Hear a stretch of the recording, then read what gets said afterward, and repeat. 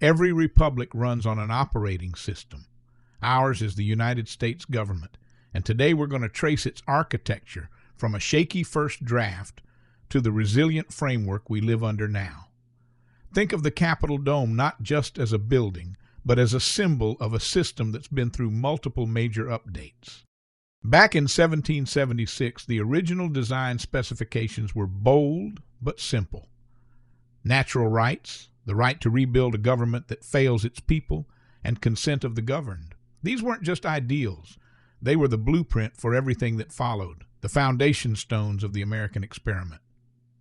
The first version of that operating system was the Articles of Confederation.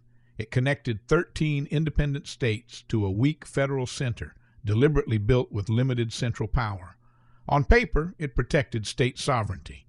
In practice, it left the whole system dangerously fragile. That fragility showed up fast. A diagnostic report on version 1.0 revealed critical vulnerabilities: no power to tax, no power to regulate trade, no unified military. Each missing function created a cascading system issue that threatened to bring the entire government down. Those vulnerabilities weren't theoretical for long. In 1786, economic depression triggered a wave of farm foreclosures. Farmers took up arms in Shays' Rebellion, and the federal government, stripped of real authority, simply couldn't respond. It was a live demonstration that the system had failed. That crisis forced a reckoning. In the summer of 1787, delegates gathered in Philadelphia for what was supposed to be a minor patch, revising the Articles. Instead, behind closed doors, they scrapped the original mandate entirely and drafted something new, a complete system redesign. The biggest design conflict was representation. Should every state get equal say, or should larger states get more power? The Great Compromise resolved it by funneling both proposals into a single bicameral solution: a Senate with equal votes per state and a House of Representatives based on population. But compromise came at a devastating cost. Southern states wanted enslaved people counted for representation, but not for taxes.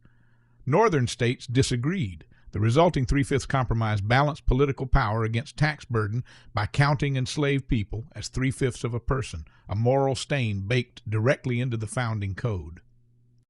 Even after the draft was finished, the founders disagreed about it. Federalists feared disorder and wanted strong central power. Anti-Federalists feared tyranny and wanted power kept close to the states. Their clashing philosophies would shape how the Constitution was debated, ratified, and eventually amended. James Madison answered the anti-Federalist fears directly in Federalist No. 10.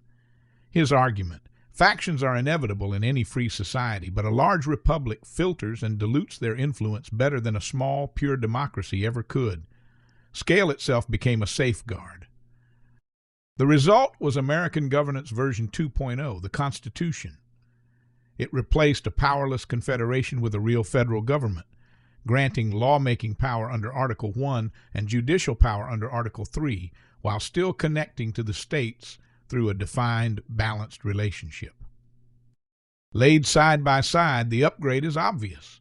Version 1.0 couldn't tax, couldn't regulate commerce, couldn't enforce laws. Version 2.0 fixed each failure point directly, patching the very vulnerabilities that had nearly destroyed the Republic just years before. But raw federal power still made people nervous. The compromise was the Bill of Rights, a firewall of first 10 amendments installed around the new government. It set explicit boundaries protecting speech, due process, and individual liberty from being overridden by federal authority. Zoom out and you see the full structure. 3 classical columns supporting one republic. The Declaration of Independence laid the philosophical foundation. The Constitution built the operating structure. The Bill of Rights added the protective walls. Together, they form the architecture of the American Republic. And remarkably, the founders built in a way to keep upgrading it.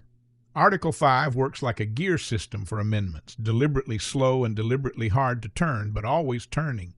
It makes the Constitution a living architecture, self-correcting and built to evolve for as long as the Republic stands.